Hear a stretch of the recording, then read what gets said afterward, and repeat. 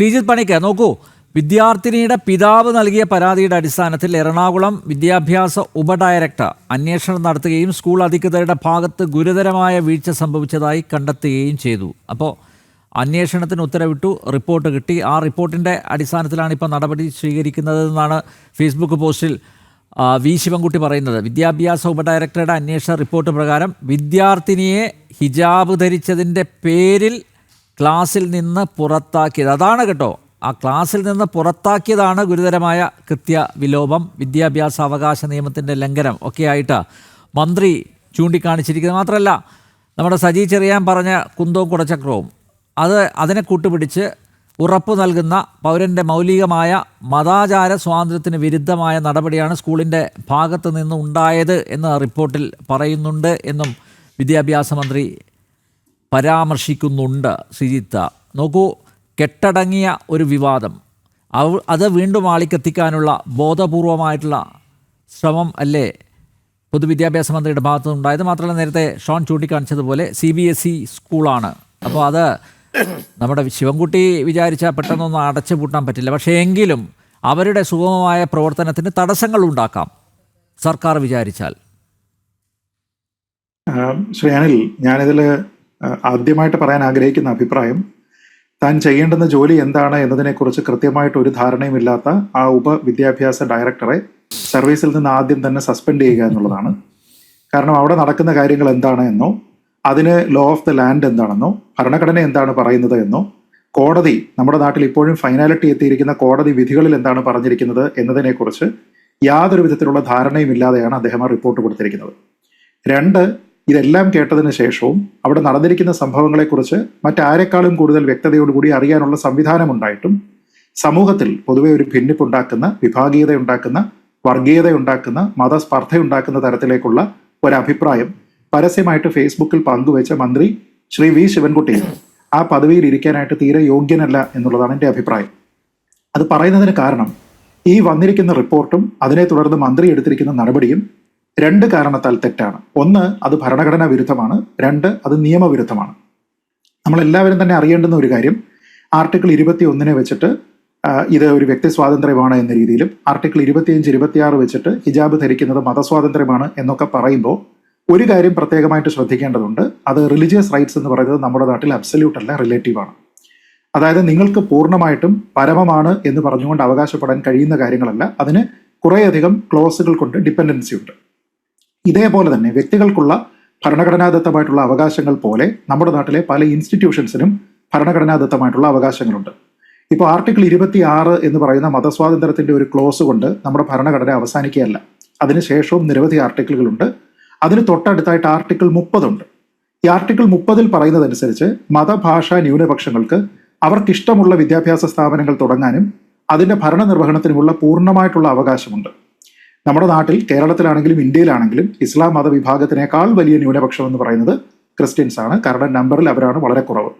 അപ്പോൾ അതുകൊണ്ട് ഭരണനിർവഹണം എന്താണ് എന്ന് ആദ്യം ശിവൻകുട്ടിയും ഈ വിദ്യാഭ്യാസ ഡയറക്ടർ മനസ്സിലാക്കണം. ഗവേണൻസ് അല്ലെങ്കിൽ നടത്തിപ്പ്, അതിനാവശ്യമായിട്ടുള്ള ചട്ടങ്ങൾ രൂപീകരിക്കുക. ഒരു എഡ്യൂക്കേഷണൽ ഇൻസ്റ്റിറ്റ്യൂഷൻ ആണെങ്കിൽ അതിൻ്റെ ഇൻസ്റ്റിറ്റ്യൂഷണൽ ഡിസിപ്ലിന് വേണ്ടുന്ന ചട്ടങ്ങൾ ഉണ്ടാക്കുക. അതിൽ യൂണിഫോമിന്റെ പോളിസികൾ ഉൾപ്പെടും. ഈ കാര്യങ്ങളെല്ലാം തയ്യാറാക്കുന്നതിനുള്ള പൂർണ്ണമായിട്ടുള്ള അധികാരം അവർക്കുണ്ട്.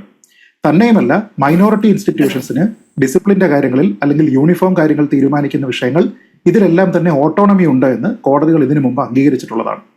അതിന്റെ അടിസ്ഥാനത്തിൽ കേരളത്തിൽ പോലും ഒരു വിധി ഉണ്ടായിട്ടുണ്ട്. 2018 അതിന് ആസ്പദമായിട്ടുള്ള വിഷയം. ക്രൈസ്റ്റ് നഗർ സ്കൂളിൽ ഇതേപോലെ തന്നെ ഒരു വിദ്യാർത്ഥിനി തനിക്ക് ഫുൾ സ്ലീവ് ആയിട്ടുള്ള വസ്ത്രം ധരിക്കണമെന്നും ഹിജാബ് ധരിക്കണമെന്നും ആവശ്യപ്പെട്ടുകൊണ്ട് സ്കൂൾ മാനേജ്മെന്റിനെ അപ്രോച്ച് ചെയ്യുന്നു. പറ്റില്ല എന്ന് മാനേജ്മെന്റ് പറയുന്നു. അവസാനം അവർ ഹൈക്കോടതിയിൽ കേസ് കൊടുത്തു. ആ കേസാണ് Fathima Thansleem versus state of Kerala. അതിലെന്താണ് അവസാനം വിധി വന്നിരിക്കുന്നത്? എന്തായാലും വിധി എഴുതിയിരിക്കുന്ന ജഡ്ജിന്റെ പേര് ജസ്റ്റിസ് മുഷ്താഖ് മുഹമ്മദ് എന്നാണ്. അപ്പൊ അതുകൊണ്ട് വേറെ പ്രശ്നങ്ങളൊന്നുമില്ല എന്ന് കരുതുന്നു. കാരണം മതപരമായിട്ട് ആരും അതിൽ ആരോപിക്കത്തില്ല. അതിൽ കേരള ഹൈക്കോടതി പറഞ്ഞിരിക്കുന്ന ഏറ്റവും പ്രധാനപ്പെട്ട കാര്യം നേരത്തെ പറഞ്ഞിരിക്കുന്ന അതേ കാര്യം. ഒന്ന്, റിലീജിയസ് ആയിട്ടുള്ള റൈറ്റ്സ് എന്ന് പറയുന്നത് അബ്സല്യൂട്ട് അല്ല. വളരെ കൃത്യമായിട്ട് പറയുന്നുണ്ട്. പ്രത്യേകിച്ച് ഒരു സ്വകാര്യ വിദ്യാഭ്യാസ സ്ഥാപനത്തിനെതിരെയാകുന്ന സമയത്ത് ഒരു സ്റ്റുഡന്റിനെ സംബന്ധിച്ചിടത്തോളം വ്യക്തിപരമായിട്ടുള്ള അവകാശങ്ങൾ ഉണ്ടെങ്കിലും അത് ആ സ്ഥാപനത്തിന്റെ മൗലികമായിട്ടുള്ള അവകാശങ്ങൾ അഥവാ ആ സ്ഥാപനത്തിന്റെ ഭരണഘടനാബദ്ധമായിട്ടുള്ള അവകാശങ്ങൾക്ക് മുകളിലല്ല എന്ന് വളരെ കൃത്യമായിട്ട് പറയുന്നുണ്ട്. ഈ വിദ്യാഭ്യാസ സ്ഥാപനത്തിനും ഇതേപോലെ ഭരണഘടനാപരമായിട്ടുള്ള അവകാശങ്ങൾ ഉണ്ട് എന്നും അതുകൊണ്ട് തന്നെ പല കാര്യങ്ങളിലും റെഗുലേഷൻസ് കൊണ്ടുവരുന്നതിന് അവർക്ക് അധികാരമുണ്ട് എന്ന് പറഞ്ഞിട്ട് ഇതിന്റെ അവസാനത്തെ പാരഗ്രാഫിൽ ജഡ്ജ് എഴുതിയിരിക്കുന്ന ഒറ്റ സെന്റൻസ് ഇങ്ങനെയാണ്: it is purely within the domain of the institution to decide on the same and the court cannot even direct the institution to consider such a request. അതായത് നിങ്ങൾക്ക് ഈ ഹിജാബ് ധരിക്കുന്ന കാര്യത്തിലോ ഫുൾ സ്ലീവ് വസ്ത്രം ധരിക്കുന്ന കാര്യത്തിലോ നിങ്ങൾക്കതൊന്ന് പരിഗണിച്ചുകൂടെ എന്ന് ഈ വിദ്യാഭ്യാസ സ്ഥാപനത്തിനോട് പറയാൻ പോലും കോടതിക്ക് നിർവാഹമില്ല എന്ന് പറഞ്ഞിട്ടാണ് അന്നത് തള്ളിക്കളയുന്നത്. അപ്പൊ അബ്സല്യൂട്ട് അല്ല എന്നും അതിൽ ഒരു ഫണ്ടമെന്റൽ പ്രിൻസിപ്പിൾ ഉണ്ട്. ആ പ്രിൻസിപ്പിൾ വരുന്നത് അതിന് തൊട്ട് മുമ്പത്തെ വർഷത്തിലുള്ള Asha Ranjan versus state of Bihar എന്ന് പറയുന്ന ഒരു കേസാണ്. ആ കേസിൽ വന്നിരുന്നത് രണ്ട് വ്യക്തികൾ ഭരണഘടനാപരമായിട്ടുള്ള അവകാശങ്ങൾ പറയുകയാണ്. രണ്ടുപേരും പറയുന്ന അവകാശങ്ങൾ ശരിയാണ്. അപ്പൊ ഈ കേസിൽ തന്നെ നോക്കിയാൽ ഒരു വിദ്യാർത്ഥിനിയെ സംബന്ധിച്ചിടത്തോളം മതപരമായിട്ടുള്ള വസ്ത്രം ധരിക്കുക എന്ന് പറയുന്നത് ആ കുട്ടിയുടെ വ്യക്തിപരമായിട്ടുള്ള സ്വാതന്ത്ര്യമാണ്, അവകാശമാണ്. അതേപോലെ ആർട്ടിക്കിൾ 30 അനുസരിച്ച് ഒരു സ്കൂളിന്റെ യൂണിഫോം പോളിസി എസ്റ്റാബ്ലിഷ് ചെയ്യുക എന്ന് പറയുന്നത് ഈ സ്ഥാപനത്തിന്റെയും അവകാശമാണ്. ഇങ്ങനെ രണ്ട് എൻറ്റിറ്റികൾ തമ്മിൽ ലീഗലായിട്ടുള്ള കോൺസ്റ്റിറ്റ്യൂഷണലായിട്ടുള്ള അവകാശങ്ങളെക്കുറിച്ച് തർക്കങ്ങൾ ഉണ്ടായി കഴിഞ്ഞാൽ അതിൽ ഏതിനാണ് പരിഗണന നൽകേണ്ടത് എന്നുള്ളത് എസ്റ്റാബ്ലിഷ്ഡ് ആയിട്ടുള്ള സെറ്റിൽഡ് ആയിട്ടുള്ള ഒരു ലോയാണ്. ലാർജർ ഇൻട്രസ്റ്റ് റിമെയിൻ എന്നാണ്. എന്ന് വെച്ചാൽ ഡോമിനന്റ് ഇൻട്രസ്റ്റ് ആരുടേതാണ്? ഒരു സ്ഥാപനത്തിൻ്റെതാണ്. സബ്സർവിയന്റ് ഇൻട്രസ്റ്റ് ആണ് റിലേറ്റീവ് റൈറ്റ്സ് ആയിട്ടുള്ള മതസ്വാതന്ത്ര്യം. അതുകൊണ്ട് ഇത് നമ്മുടെ നാട്ടിലെ വെൽ എസ്റ്റാബ്ലിഷ്ഡ് ആയിട്ടുള്ള സെറ്റിൽഡ് ലോയാണ്. അതിൽ തന്നെ ഇപ്പോൾ ഈ കുട്ടിയുമായി ബന്ധപ്പെട്ട് പറയുന്ന പല പ്രസ്താവനകളുണ്ട്. അതായത് ഈ യൂണിഫോം നിർബന്ധിച്ച് അടിച്ചേൽപ്പിച്ചു എന്നൊക്കെ പറയുമ്പോൾ മാനസികമായിട്ടുള്ള സംഘർഷം ഉണ്ടായി എന്നൊക്കെയാണ് പറയുന്നത്. ഞാൻ പറയുന്നത് ആ സ്കൂളിന്റെ റൂൾസ് ആൻഡ് റെഗുലേഷൻസ് നോക്കിക്കഴിഞ്ഞാൽ അതിൽ 3-ാമത്തെ ക്ലോസിൽ പറയുന്നത് കുട്ടി എല്ലായ്പ്പോഴും യൂണിഫോം ധരിച്ചാണ് ക്ലാസ്സിൽ പോകുന്നത് എന്നതിനെക്കുറിച്ച് പേരൻസ് ഉറപ്പുവരുത്തണം എന്നാണ്. അത് പേരൻസിന് അറിയാം, കാരണം അതിൽ കൺസെന്റ് കൊടുത്തിട്ടാണ് കുട്ടിയെ അവിടെ ചേർക്കുന്നത്. 2, സ്കൂളിന്റെ യൂണിഫോം പോളിസി അവരുടെ മൊത്തത്തിലുള്ള ക്ലോസിന്റെ 30 മുതൽ 33 വരെ വളരെ കൃത്യമായിട്ട് പറയുന്നുണ്ട്. അത് വയലേറ്റ് ചെയ്ത് കഴിഞ്ഞാൽ ക്ലാസ്സിൽ പ്രവേശനം നൽകില്ല എന്ന് പറയുന്നുണ്ട്. അഡ്മിഷന്റെ ഭാഗമായിട്ട് ഇതെല്ലാം തന്നെ കൺസെന്റ് കൊടുത്തതിന് ശേഷമാണ് ആ കുട്ടിക്ക് അവിടെ അഡ്മിഷൻ കിട്ടുന്നത്. അങ്ങനെയാണ് ഈ ഹിജാബ് ഇല്ലാതെ 4 മാസം ഈ കുട്ടി സ്കൂൾ അറ്റൻഡ് ചെയ്യുന്നത്. പൊടുന്നനെ എനിക്ക് പെട്ടെന്നൊരു മതസ്വാതന്ത്ര്യം, മതാവകാശമൊക്കെ തന്നെ ഞാൻ അതിനെക്കുറിച്ച് ബോധവാനായി, ബോധവതിയായി എന്നൊക്കെ പറഞ്ഞു കഴിഞ്ഞാൽ അത് അംഗീകരിക്കാൻ കഴിയില്ല. അപ്പൊ യൂണിഫോം ഒരു സ്ഥലത്തുണ്ട് എന്ന് കരുതി അത് ഒരു തലത്തിലും നിർബന്ധമാക്കുന്നത് ക്രൂരതയല്ല എന്ന് 2022 Sindhu Sivadas versus state of Kerala എന്നുള്ള കേസിൽ ഹൈക്കോടതി തന്നെ പറഞ്ഞിട്ടുണ്ട്. പിന്നീട് നമുക്കറിയാം ഹിജാബുമായി ബന്ധപ്പെട്ട് ഉടുപ്പിയിൽ ഉണ്ടായിരുന്ന ഒരു വിഷയം, അവിടെയും SDPIക്ക് അതിന്റെ പിന്നിൽ പങ്കുണ്ട് എന്ന് പറഞ്ഞിരുന്നു. ഇവിടെയും അതേപോലെയുള്ള ആരോപണം സ്കൂൾ PTA ഭാഗത്ത് നിന്ന് തന്നെ ഉണ്ടാകുന്നുണ്ട്. അപ്പൊ ഞാൻ പറയുന്നത് നമ്മുടെ മന്ത്രിയുടെ, വിദ്യാഭ്യാസ മന്ത്രിയുടെ ആ ഫേസ്ബുക്ക് പോസ്റ്റ് നോക്കിക്കഴിഞ്ഞാൽ അതിന്റെ അവസാനം അദ്ദേഹം എഴുതിയിരിക്കുന്ന ഒരു ലൈനുണ്ട്. ആ ലൈൻ നമ്മൾ വായിച്ച് ചിന്തിക്കേണ്ടതാണ് അതിനെക്കുറിച്ച്. മതേതര മൂല്യങ്ങൾ ഉയർത്തിപ്പിടിക്കുന്ന കേരളത്തിൽ ഒരു വിദ്യാർത്ഥിക്കും ഇത്തരത്തിലുള്ള ദുരനുഭവങ്ങൾ ഉണ്ടാകാൻ പാടില്ല എന്നാണ് പറയുന്നത്. എന്താണ് ഈ മതേതര മൂല്യം എന്നുള്ളത് ശിവൻകുട്ടി ഒന്ന് പറയണം. ഒരാളും തമ്മിൽ മതപരമായിട്ടുള്ള വ്യത്യാസം വേണ്ട, അതുകൊണ്ട് നമ്മൾ മതവസ്ത്രം ഉപയോഗിക്കേണ്ട, ഒരേ വസ്ത്രം മതി, നമ്മളെല്ലാം ഒരേപോലെ ഇരുന്നാൽ മതി എന്ന് പറയുന്നതല്ലേ മതേതരം? അതോ മറ്റുള്ള വിദ്യാർത്ഥികളെല്ലാം ഒരുപോലെ ഇരിക്കട്ടെ, ഞാൻ മാത്രം എൻ്റെ യൂണിഫോമിന് പുറത്ത് വ്യത്യസ്തയായി ഞാൻ ഒരു ഹിജാബും ധരിച്ചിട്ട് ഞാൻ മാറി മതവസ്ത്രം ധരിച്ചിരിക്കുന്നതാണ് മതേതരത്വം എന്ന് പറഞ്ഞു കഴിഞ്ഞാൽ മതേതരം എന്ന വാക്കിന്റെ അർത്ഥം ശിവൻകുട്ടിക്ക് അറിയില്ല എന്നാണ്. മറ്റു പല വാക്കുകളുടെയും അർത്ഥം അദ്ദേഹത്തിന് അറിയത്തില്ല എന്ന് അദ്ദേഹം ഇതിനോടകം തന്നെ തെളിയിച്ചിട്ടുണ്ട്. എന്നിട്ട് ഞാൻ കൂടി പങ്കെടുത്ത മറ്റൊരു ചർച്ചയിൽ പങ്കെടുത്തിരുന്ന ഒരു വൈദികനുണ്ട്, അദ്ദേഹം എറണാകുളത്തുള്ള ആളാണ്. അദ്ദേഹം പറയുന്നത് ഈ സ്കൂളിനോട് വിദ്യാഭ്യാസ വകുപ്പിന്റെ ഭാഗത്ത് നിന്ന് ഒരു വെയിൽഡ് ത്രെട്ട് വന്നിട്ടുണ്ടെന്ന്, ഈ അംഗീകാരം റദ്ദാക്കുക എന്നൊക്കെ പറയുന്ന കാര്യത്തിനെ പറ്റി അവരോട് സംസാരിച്ചിട്ടുണ്ട് എന്ന്. അതായത് ഇപ്പോൾ മന്ത്രി പറയുന്ന ഒരു അൾട്ടിമേറ്റം ഉണ്ടല്ലോ, നാളെ രാവിലെ 11 മണി, അതേപോലെ തന്നെ ഈ സ്കൂളിന്റെ അംഗീകാരം റദ്ദാക്കും എന്ന തരത്തിലുള്ള ഒരു വെയിൽഡ് ത്രെട്ട് ഇഷ്യൂ ചെയ്തു എന്ന് എറണാകുളത്ത് തന്നെയുള്ള ഒരു വൈദികൻ പറയുന്നു. അപ്പൊ ഞാൻ ചോദിക്കട്ടെ, ഈ ഒരു കുട്ടിയുടെ മതസ്വാതന്ത്ര്യത്തിനെ കുറിച്ച്, വിദ്യാഭ്യാസം നേടുന്നതിനുള്ള സ്വാതന്ത്ര്യത്തിനെ കുറിച്ച്, മൗലികാവകാശത്തിനെ കുറിച്ച്, ഭരണഘടനാദത്തമായിട്ടുള്ള റൈറ്റ്സിനെ കുറിച്ച് വാചാലനാകുന്ന ശിവൻകുട്ടി ഒരു സ്കൂളിന്റെ റൈറ്റ്സ് വേണ്ട എന്ന് വെച്ചാൽ, അല്ലെങ്കിൽ നാളെ 11 മണിക്ക് ശേഷം ഒരു കടുംവെട്ട് വെട്ടും എന്ന് തീരുമാനിച്ചു കഴിഞ്ഞാൽ വഴിയാധാരമാകാൻ പോകുന്നത് മറ്റെത്ര കുട്ടികളുടെ ഭാവിയാണ്? മറ്റെത്ര കുട്ടികൾക്ക് വിദ്യാഭ്യാസം നേടുന്നതിനുള്ള അവരുടെ മൗലികാവകാശമാണ്? അപ്പൊ അതിനെക്കുറിച്ച് യാതൊരു വിധത്തിലുള്ള ആശങ്കയും ഇല്ലാതെ ഞാൻ പിടിച്ച മുയലിന് 3 കൊമ്പ്, മറ്റാരോ എന്നോട് പറഞ്ഞിരിക്കുന്നതുകൊണ്ട് ഞാൻ ഇന്നലത്തെ എന്റെ നിലപാട് മാറ്റി. ഇപ്പോൾ കഴിഞ്ഞ 1-2 ദിവസമായിട്ട് CPM നേതാക്കളെല്ലാം തലേന്ന് പറയുന്ന കാര്യം, സമൻസ് വിഷയത്തിലാണെങ്കിലും ഇപ്പൊ ഈ വിഷയത്തിലാണെങ്കിലും തലേന്ന് പറയുന്ന കാര്യം പിറ്റേന്ന് മാറ്റുന്നുണ്ടല്ലോ. മന്ത്രി ശിവൻകുട്ടി അത് തന്നെ മാറ്റി. അപ്പൊ എലിയെ പേടിച്ച് ഇല്ലം ചൊല്ലുക എന്ന് പറയുന്നത് പോലെ സെറ്റിൽ ചെയ്യാവുന്ന ഒരു വിഷയത്തിനെ ഇങ്ങനെ വലുതാക്കി കൊണ്ടുവന്ന് അതിന്റെ പേരിൽ സമൂഹത്തിൽ ഒരു സ്പർദ്ധയുണ്ടാക്കുന്നതിന് വേണ്ടി ഒരു മന്ത്രി തന്നെ ശ്രമിക്കുക എന്ന് പറഞ്ഞാൽ എന്താണെന്ന് ആലോചിച്ച് നോക്കൂ. നമ്മുടെ നാട്ടിൽ സെറ്റിൽഡ് ആയിട്ടുള്ള ഏതെങ്കിലും ഒരു വിഷയത്തിൽ മറ്റേതെങ്കിലും ഒരു വ്യക്തി, ഇപ്പൊ ഈ പാനലിലുള്ള ആരെങ്കിലും ഒരാളാണ് ഒരു അഭിപ്രായം പറഞ്ഞിരുന്നത് എങ്കിൽ ഈ നിമിഷത്തിനോടകം കലാപാഹ്വാനത്തിന് കേസെടുക്കുമായിരുന്നു. അപ്പോ മന്ത്രി പറഞ്ഞിരിക്കുന്ന കാര്യങ്ങളോ ഇപ്പൊ കഴിഞ്ഞ നമ്മൾ കണ്ടതാണല്ലോ, ഏതാനും മണിക്കൂറുകൾക്ക് മുമ്പ് ഈ വിദ്യാർത്ഥിനിയുടെ പിതാവ് തന്നെ പറയുന്നു, ഈ സ്കൂളിന്റെ ചട്ടങ്ങൾക്കനുസരിച്ച് കുട്ടിയെ സ്കൂളിലേക്ക് വിടാനായിട്ട് ഞങ്ങൾ തയ്യാറാണ്, ഒരുക്കമാണ് എന്ന് പറയുന്നു. കാരണം എന്താണെന്ന് അറിയോ, ഈ 2018 കോടതി വിധിയിൽ കോടതി വളരെ കൃത്യമായിട്ട് പറയുന്നുണ്ട്, നിങ്ങൾക്ക് ഈ നിയമത്തിനനുസരിച്ചിട്ട് അവിടെ പഠിക്കാൻ വയ്യാന്നുണ്ടെങ്കിൽ നിങ്ങൾ TC മേടിച്ച് പൊക്കും. എന്നിട്ട് സ്കൂളിനോട് പറയുന്ന കാര്യം എന്താണ്, നിങ്ങൾ ഈ കുട്ടിയുടെ ഭാഗത്തു നിന്നുള്ളൊരു വീഴ്ചയാണെന്നുള്ള രീതിയിലത്തേക്ക് TC കൊടുക്കണ്ട, അല്ലാതെ TC കൊടുത്താൽ മതി എന്നാണ്. അപ്പൊ അങ്ങനെ ഈ സ്കൂളിന് എല്ലാ വിധത്തിലുള്ള അവകാശവും ഉണ്ട് എന്നുള്ളത് ഒരു കാര്യം. രണ്ട്, ഈ സ്കൂള് കേരളത്തിലെ തന്നെ ഏറ്റവും പ്രധാനപ്പെട്ട ഒരു മൈനോറിറ്റിയാണ് എന്നുള്ളത് മറക്കാൻ പാടില്ല. ഇപ്പൊ നമ്മൾ മൈനോറിറ്റി റൈറ്റ്സിന് വേണ്ടിയിട്ട് വാദിക്കുന്നു, മൈനോറിറ്റിയുടെ മതാവകാശത്തിന് വേണ്ടിയിട്ട് വാദിക്കുന്നു എന്ന് പറയുമ്പോൾ ക്രിസ്ത്യൻ മൈനോറിറ്റിക്ക് റൈറ്റ്സ് ഇല്ലേ? ക്രിസ്ത്യൻ മൈനോറിറ്റി എന്ന് പറയുന്നത് കേരളത്തിലെ മുസ്ലിം മൈനോറിറ്റിയേക്കാൾ, ഇന്ത്യയിലാണെങ്കിലും കേരളത്തിലാണെങ്കിലും അതിനേക്കാൾ ചെറിയ ഒരു ഘടകമല്ലേ? അപ്പൊ അവർക്ക് അവകാശമില്ല, അവർക്ക് ഭരണഘടനാദത്തമായിട്ടുള്ള സ്വാതന്ത്ര്യങ്ങളില്ല, അവർക്ക് റിലീജിയസ് ഇൻസ്റ്റിറ്റ്യൂഷണൽ ഓട്ടോണമി ഇല്ല എന്നൊക്കെ പറഞ്ഞു കഴിഞ്ഞാൽ നിങ്ങൾ ആരുടെ അവകാശത്തിലേക്കാണ് കടന്നു കയറാനായിട്ട് ശ്രമിക്കുന്നത്? അപ്പോൾ ഏറ്റവും പ്രധാനപ്പെട്ട കാര്യം, സ്കൂൾ വിദ്യാഭ്യാസം എന്ന് പറയുന്നത് ഒരു സെക്യുലർ ഫംഗ്ഷനാണ്. ആ സെക്യുലർ ഫംഗ്ഷനിൽ മതപരമായിട്ടുള്ള വസ്ത്രങ്ങൾക്ക് യാതൊരു വിധത്തിലുള്ള അടിസ്ഥാനവുമില്ല. അപ്പൊ കുറെ അധികം ആൾക്കാർ ചോദിക്കുന്നുണ്ട്, അങ്ങനെയാണെങ്കിൽ അവിടുത്തെ പ്രിൻസിപ്പലും അവിടുത്തെ അധ്യാപകരും ഒക്കെ തന്നെ ഈ ഹിജാബ് ധരിച്ച് അല്ലെങ്കിൽ അതിന് സമാനമായിട്ടുള്ള വെയിലൊക്കെ ധരിച്ചിട്ട് ശിരോവസ്ത്രം ധരിച്ചിട്ടല്ലേ വരുന്നത് എന്ന് ചോദിക്കുന്നു. ശ്രീജിത്ത്, നേരത്തെ ഈ ചർച്ചയിൽ പങ്കെടുക്കുന്ന ശ്രീ അബ്ദുള്ള പറഞ്ഞ അതാണ്, അതായത് അവിടുത്തെ പ്രിൻസിപ്പാളിനും അധ്യാപകർക്കും ശിരോവസ്ത്രം ധരിക്കാമെങ്കിൽ എന്തുകൊണ്ട് ഈ പെൺകുട്ടിക്ക് ഹിജാബ് ധരിച്ചുകൂടാ എന്ന്. മാത്രമല്ല ഒരു കാര്യം കൂടി, അതായത് ഞാൻ അദ്ദേഹത്തോട് ചോദിച്ചത് ഈ ഹിജാബ് മതപരമായ അനിവാര്യതയാണോ എന്ന്. അദ്ദേഹം പറയുന്നു മതപരമായ അനിവാര്യതയാണ് ഹിജാബ് എന്നാണ്. ആ വാദത്തിൽ ഉറച്ചു നിൽക്കുകയും ചെയ്യുകയാണ്.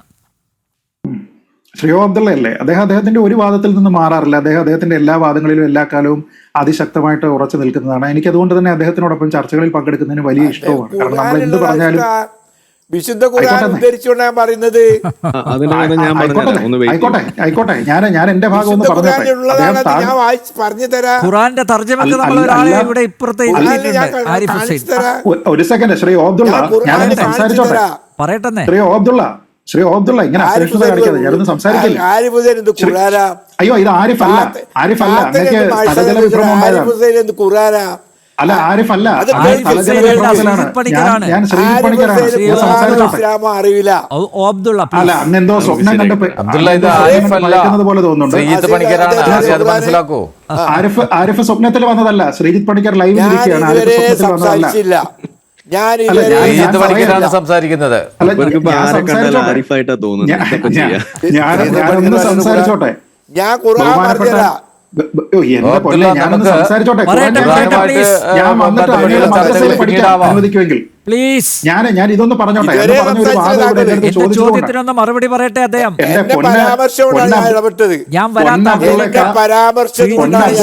ശ്രീജിത്തിന് ശേഷം ഞാൻ നാട്ടിലേക്ക് വരാം. എന്റെ പൊന്നിക്ക, എന്നോടൊരു ചോദ്യം അങ്ങ് പറഞ്ഞ ഒരു കാര്യത്തിനെ കുറിച്ച് അങ്ങ് പറഞ്ഞ ഒരു കാര്യത്തിനെ കുറിച്ച് എന്നോട് ചോദിച്ചത് കൊണ്ടാണ് ഞാനത് പറയുന്നത്. ഈ ചർച്ചയിൽ മറ്റാൾക്കാർ തന്നെ ഇതിനോടകം തന്നെ പറഞ്ഞിട്ടുണ്ട്, അവരതിനെപ്പറ്റി പറയാമെന്ന്. അപ്പൊ അത് അവരുടെ അവസരത്തിൽ അവർ പറയട്ടെ. ഞാൻ ആ ചോദിച്ച ഒരു കാര്യത്തിന് മാത്രം മറുപടി പറയാം. ഒരു വിദ്യാഭ്യാസ സ്ഥാപനത്തിനെ സംബന്ധിച്ചിടത്തോളം അധ്യാപകരും വിദ്യാർത്ഥികളും ഒരേപോലെ അല്ല. ഒരു വിദ്യാഭ്യാസ സ്ഥാപനം യൂണിഫോം നിർബന്ധമാക്കുന്നത് അധ്യാപകർക്കല്ല, വിദ്യാർത്ഥികൾക്കാണ്. വിദ്യാർത്ഥികളിൽ വണ്ണസ് ഉണ്ടാക്കുക എന്നതിന്റെ അടിസ്ഥാനത്തിലാണ് വിദ്യാഭ്യാസ സ്ഥാപനത്തിനുള്ള ഒരു പ്രൊറഗേറ്റീവിന്റെ അല്ലെങ്കിൽ ഒരു ഡിസ്ക്രിപ്ഷന്റെ അടിസ്ഥാനത്തിൽ ഒരു ഇൻസ്റ്റിറ്റ്യൂഷണൽ ഓട്ടോണമി ഉപയോഗിച്ചുകൊണ്ട് അവർ വിദ്യാർത്ഥികൾക്ക് യൂണിഫോംസ് ശുപാർശ ചെയ്യുന്നത്. അതിനർത്ഥം ആ വിദ്യാർത്ഥികൾ തമ്മിൽ റിലീജിയസ് ആയിട്ടുള്ള ഡിഫറൻസസ് ഉണ്ടാകരുത് എന്നാണ്. ഇപ്പൊ വിദ്യാഭ്യാസ സ്ഥാപനങ്ങളെ സംബന്ധിച്ചിടത്തോളം അവർ സെക്യുലർ ആകണമെന്ന് ഒരു നിയമവുമില്ല. അതുകൊണ്ടാണ് നമ്മുടെ നാട്ടിൽ സെന്റ് ജോസഫ്സ് എന്നും ഈ പറയുന്ന പോലെ സെന്റ് റീറ്റാസ് എന്നൊക്കെ പറഞ്ഞ് പുണ്യവാളന്മാരുടെ പേരിലും അതേപോലെ തന്നെ നമ്മൾ ഈ പറയുന്ന വിശുദ്ധരായിട്ടുള്ള ആൾക്കാരുടെ പേരിലും ഒക്കെ തന്നെ വിദ്യാഭ്യാസ സ്ഥാപനങ്ങളുള്ളത്. പക്ഷെ വിദ്യാഭ്യാസം എന്ന് പറയുന്ന ഫംഗ്ഷൻ ഉണ്ടല്ലോ, ഈ കുട്ടികൾ ഇൻവോൾവ് ചെയ്യുന്ന, അതാണ് സെക്യുലർ. അതുകൊണ്ടാണ് അവിടെ മതവസ്ത്രങ്ങളൊന്നും പാടില്ല എന്ന് പറയുന്നത്. അതുകൊണ്ട് തന്നെ ഈ അധ്യാപികമാർക്ക് ഇത് ധരിക്കാം. കാരണം സെന്റ് ജോസഫ് എന്ന് പറയുന്ന സ്കൂളിൽ അല്ലെങ്കിൽ സെയിന്റ് റീറ്റാസ് എന്ന് പറയുന്ന സ്കൂളിൽ പഠിപ്പിക്കുന്ന അധ്യാപിക ഒരു കന്യാസ്ത്രീ ആണെങ്കിൽ അവർ ശിരോവസ്ത്രം വെച്ചിട്ട് സെയിന്റ് ജോസഫിൽ പഠിപ്പിക്കണം എന്ന് പറയുന്നതിന്റെ ന്യായം എന്താ? ആ ഇൻസ്റ്റിറ്റ്യൂഷന്റെ പേരിൽ തന്നെ ക്രിസ്ത്യാനിറ്റി ഉണ്ടെന്നേ. അപ്പൊ അത് അവർക്ക് വേണ്ടിയിട്ട് കൊടുത്തിരിക്കുന്ന ആർട്ടിക്കിൾ 30 അനുസരിച്ച് അവർക്ക് കൊടുത്തിരിക്കുന്ന മതസ്വാതന്ത്ര്യമാണ്. ന്യൂനപക്ഷങ്ങൾക്ക് ഞാൻ നേരത്തെ കോട്ട് ചെയ്തപ്പോൾ താങ്കൾ കേട്ടിട്ടുണ്ടാകും, വിദ്യാഭ്യാസ സ്ഥാപനങ്ങൾ ആരംഭിക്കുകയും അവിടുത്തെ നിയമങ്ങൾ ഫോർമുലേറ്റ് ചെയ്യുകയും. ഇനി താങ്കൾ പറയുന്നതനുസരിച്ച് ശരി, കന്യാസ്ത്രീമാർ അവിടെ അധ്യാപികരായിട്ടുണ്ട്, പ്രധാന അധ്യാപികയാണ്, അവർ ശിരോവസ്ത്രം ധരിച്ചുകൊണ്ടാണ് പോകുന്നത്. അപ്പൊ അതിന്റെ പേരിൽ ശരി, കുട്ടികൾക്ക് പെൺകുട്ടികൾക്കും ശിരോവസ്ത്രം ധരിക്കാം, ഞാൻ അതങ്ങ് സമ്മതിക്കുക. പക്ഷെ വേറൊരു കാര്യം താങ്കൾ അംഗീകരിച്ചു തരണം. കാരണം എല്ലാ സ്കൂളുകളിലും കന്യാസ്ത്രീകളല്ല പ്രിൻസിപ്പൽ, ചില സ്ഥലങ്ങളിൽ പള്ളിയിലച്ചന്മാരാ. അങ്ങനെയാണ് അവിടെ പഠിക്കാൻ വരുന്ന ആൺകുട്ടികൾ ലോഹ ഇട്ടുകൊണ്ട് വന്നിരിക്കാൻ വേണ്ടിയിട്ട് സമ്മതിക്കാം പറ്റുമോ? ശ്രീ അബ്ദുള്ളയുടെ അഭിപ്രായം അതാണോ അല്ലയോ എന്ന് എനിക്കൊന്ന് അറിഞ്ഞാൽ കൊള്ളാം. കാരണം അങ്ങനെയാണെങ്കിൽ എല്ലാവർക്കും ഒരേപോലത്തെ സ്വാതന്ത്ര്യം വേണ്ടേ? അതെ. അപ്പൊ അതുകൊണ്ട് നിങ്ങൾ ഇതിനെ ഇക്വേറ്റ് ചെയ്യരുത്. ഒരു കോടതിയിൽ നിങ്ങൾ പോയി കഴിഞ്ഞാൽ ജഡ്ജിനും വക്കീലിനും യൂണിഫോം ഉണ്ട് എന്ന് പറഞ്ഞ് ബെഞ്ച് ക്ലാർക്കിന് യൂണിഫോം വേണം, ബെഞ്ച് ക്ലാർക്കിന് യൂണിഫോം ഉണ്ടെങ്കിലേ ജഡ്ജി യൂണിഫോം ഇടുമെന്ന് പറഞ്ഞ് നിർബന്ധിക്കാൻ പറ്റൂ. എന്റെ ടൈപ്പിസ്റ്റിന് യൂണിഫോം ഇല്ല, അവരും കോർട്ട് സ്റ്റാഫാണ്, അതുകൊണ്ട് പറ്റില്ല എന്ന് പറഞ്ഞിട്ട് ജഡ്ജിന് യൂണിഫോം ഇല്ലാതിരിക്കാൻ പറ്റുമോ? അപ്പൊ അത് ആർക്കാണോ നിഷ്കർഷിച്ചിരിക്കുന്നത് അവർ ചെയ്യുക എന്നുള്ളതാണ്. അതല്ലാതെ അവിടെ നമ്മൾ ഈ യൂണിവേഴ്സാലിറ്റി ഒന്നും കൊണ്ടുവന്നിട്ട് ഒരു കാര്യവുമില്ല എന്നുള്ളതാണ് എനിക്ക് ശ്രീ അബ്ദുള്ളയോട് പറയാനുള്ളത്. രണ്ട്, ഈ പറഞ്ഞല്ലോ റിലീജിയസ് എസെൻഷ്യാലിറ്റി ആണ് എന്നുള്ളത്. ESR essential religious practice ERP ആണ് എന്ന് താങ്കൾ പറയുന്നു. ERP അല്ല എന്ന് ഇന്ത്യയിലെ പല മുസ്ലിം പണ്ഡിതരെയും കൺസൾട്ട് ചെയ്തിട്ട് കർണാടക ഹിജാബ് കേസിലാണെങ്കിലും സുപ്രീം കോടതിയിലാണെങ്കിലും കോടതി തന്നെ പറഞ്ഞിട്ടുണ്ട്. എസെൻഷ്യൽ റിലീജിയസ് പ്രാക്ടീസ് ആയിട്ട് ഇസ്ലാമിനെ സംബന്ധിച്ചിടത്തോളം പറഞ്ഞിരിക്കുന്ന കാര്യങ്ങളിൽ 5 പ്രമാണങ്ങളാണ് എന്ന് കോടതി വിധികളിലുണ്ട്. ശ്രീ അബ്ദുള്ളയ്ക്ക് വ്യത്യസ്ത അഭിപ്രായം ഉണ്ടായിരിക്കാം. ഞാൻ മനസ്സിലാക്കിയിരിക്കുന്ന ഒന്ന്, അള്ളാഹു എന്ന് പറയുന്ന ഏകദൈവവും അദ്ദേഹത്തിന്റെ പ്രവാചകനുമുണ്ട് എന്നുള്ള വിശ്വാസം. 2, അവർക്ക് 5 നേരം നിർദ്ദിഷ്ടമായിട്ടുള്ള സമയങ്ങളിലുള്ള നിസ്കാരം. 3, അവർ പുണ്യമാസമായിട്ട് കരുതുന്ന റമദാൻ മാസത്തിലുള്ള നൊയമ്പ്. 4, അവർക്ക് കൊടുക്കേണ്ടുന്ന അവരുടെ വരുമാനത്തിന്റെ ഒരു പോർഷനായിട്ട് ചാരിറ്റി ചെയ്യേണ്ടുന്ന സക്കാത്ത്. അടുത്തത് ജീവിതത്തിൽ ഒരിക്കലെങ്കിലും ചെയ്യേണ്ടിയിരിക്കുന്ന ഹജ്ജ്. ഈ കാര്യങ്ങളല്ലാതെ ഈ വസ്ത്രം ധരിക്കുക എന്ന് പറയുന്നത്, മുഖം മറയ്ക്കുക എന്ന് പറയുന്നത് ഒരു എസെൻഷ്യൽ റിലീജിയസ് പ്രാക്ടീസ് ആണ് എന്ന് ഇന്ത്യയിലെ ഒരു കോടതിയും പറഞ്ഞിട്ടുള്ളതായിട്ട് എന്റെ അറിവിലില്ല. അത് കോടതിയുടെ വ്യക്തിപരമായിട്ടുള്ള അഭിപ്രായമല്ല, മറിച്ച് ഇസ്ലാമിക പണ്ഡിതന്മാരെ കൺസൾട്ട് ചെയ്തതിന് ശേഷം പറയുന്നതാണ്. അതുകൊണ്ടാണ് ഇത് അംഗീകരിക്കാത്തത്. നേരെ മറിച്ച് ഒരു സിഖ് വിദ്യാർത്ഥിയാണെങ്കിൽ എന്ത് ചെയ്യും? ടർബൻ ധരിക്കാന്നേ. അല്ലെങ്കിൽ അതിനു മുമ്പ് ഈ ടർബൻ, ഫുൾ ടർബൻ ധരിക്കുന്നതിന് മുമ്പ് അവർ ധരിക്കുന്ന ഒരു കാര്യമുണ്ട്. ആ കാര്യം ശ്രീ അബ്ദുള്ള ക്രിക്കറ്റ് കാണുന്നെങ്കിൽ പണ്ട് ഹർഭജൻ സിംഗ് കളിച്ചിരുന്ന സമയത്ത് തലയിൽ വെച്ചിരുന്ന സാധനം ഈ സിഖ് കുട്ടികൾ അത് തലയിൽ വെക്കും. കാരണം എന്താ? അവരെ സംബന്ധിച്ചിടത്തോളം ഈ ടർബൻ ധരിക്കുക എന്ന് പറയുന്നത് എസെൻഷ്യൽ റിലീജിയസ് പ്രാക്ടീസ് ആണ്, അത് അംഗീകരിച്ചിട്ടുള്ളതാണ്. പക്ഷെ ഇത് അങ്ങനെ അല്ല ശ്രീ അബ്ദുള്ള. എന്ത് ചെയ്യാൻ പറ്റും? ഇപ്പൊ നമുക്ക് ഭരണത്തിൽ വന്നതിന് ശേഷം ഒരു ദിവസം അത് മാറ്റിയതിനു ശേഷം നമുക്ക് അതിനു വേണ്ടിയിട്ട് വാദിക്കാമെന്നുള്ളതാണ് എനിക്ക് താങ്കളോട് പറയാനുള്ളത്. അതെ, നമുക്ക് കാത്തിരിക്കാം. നമുക്ക് 2047 വരെ. യെസ്.